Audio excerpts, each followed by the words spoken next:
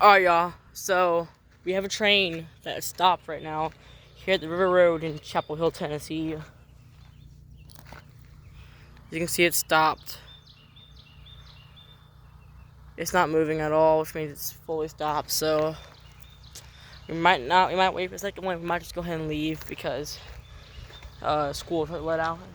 See, we're kind of in the road a little bit here, and you don't want to piss anybody off because of the traffic. So, we might leave.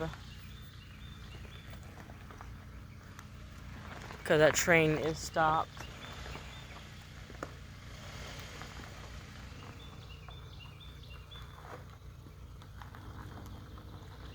You see right there.